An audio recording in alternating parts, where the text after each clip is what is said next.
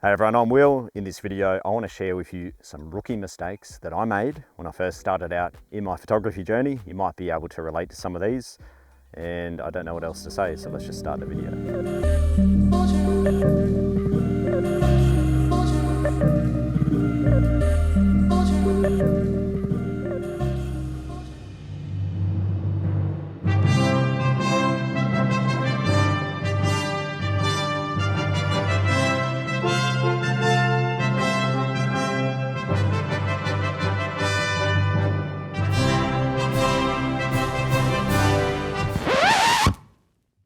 Whoa, easy mate. When you first get out on location, I know you're here for photography, but it's really important to not actually get the camera out straight away. Just learn to be an observer.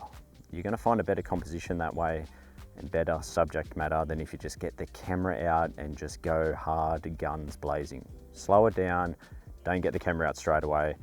Look, observe, and enjoy the environment that you're in.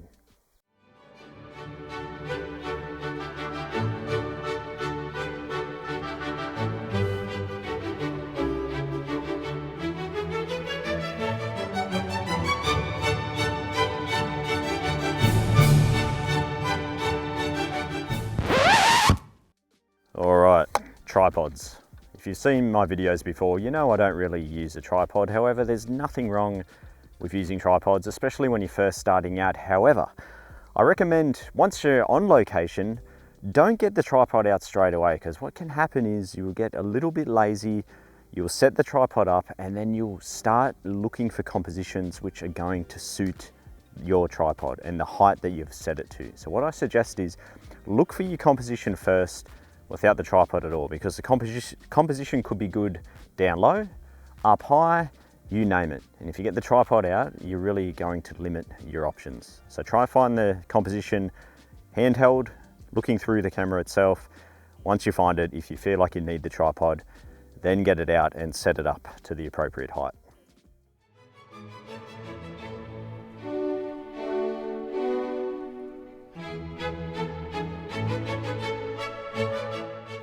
Photography.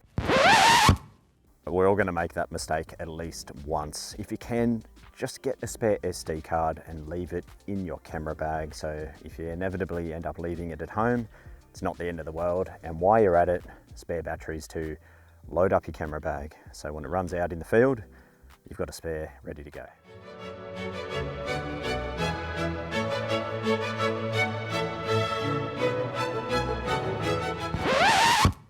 Okay, the wide angle lens, it is the workhorse for landscape photographers. However, it's easy to fall into the trap of shooting everything wide. I know I've done this in the past. So before you even get the lens out, stop and think about your subject matter, think about the composition, and ask yourself, what is going to do this scene justice? Is it going to be a tighter frame?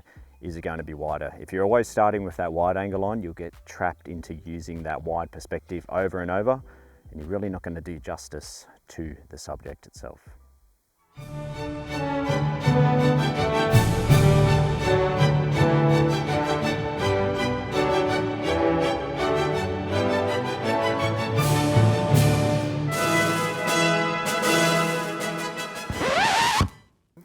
Where to focus. It's one of the most common things people ask me about, and honestly, it's not that difficult. Although I remember when I first started, this was something that was kind of making me go crazy thinking about it. Generally, you just want to focus in that mid-ground area, and if you have a high f-stop, something like f8, 9, 10, 11, etc., you're going to get enough depth of field. You don't have to really worry about hyperfocal focusing or nailing the exact spot where to focus. 9 times out of 10, just hit that mid-ground or a third of the way into the scene. Just a few feet in front of you, especially on a wider lens, you're going to be fine. If you're zooming in on a tighter perspective, just focus directly on the subject itself. Make sure you have a fast enough shutter speed so the image will be sharp, and make sure you have the right f-stop to get that depth of field.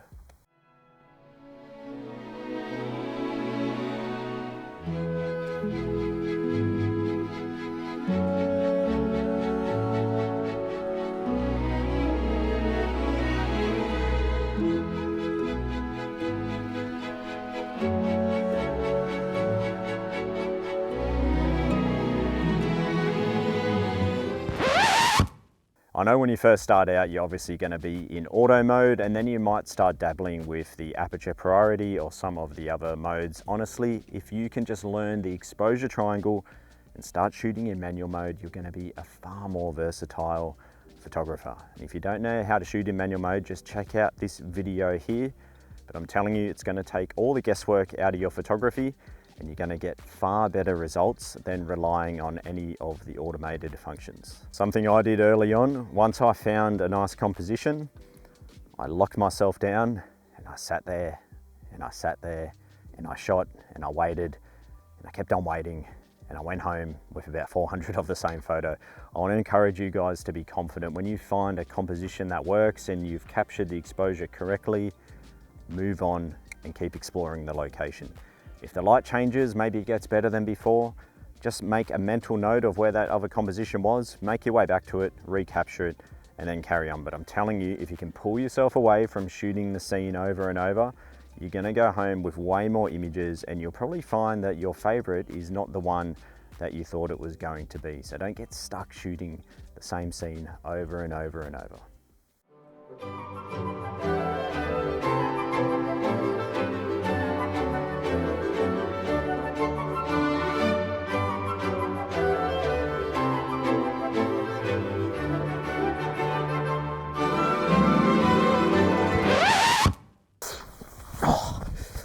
All right, I know we live in a fast-paced world, but not everything has to be turned over immediately, especially your photography. Slow down, take your time. When it comes to the processing, don't rely on the automated methods. Just like I said with the camera, with the processing, it's the same. If you can learn a nice workflow, you're going to get far better results. You're going to put your creativity and emotion into the work, and there's no rush on this. If you can let that image marinate, do an edit, sit on it for a while, come back with fresh eyes, tweak it slightly, you will get a far better result than if you just try bang it out and share it with the world. I've done that in the past, and trust me, it's not a good idea. All right guys, thank you so much for checking out this video. If you have any questions at all, please leave them below. Otherwise, you know the drill. I hope to see you in another video soon.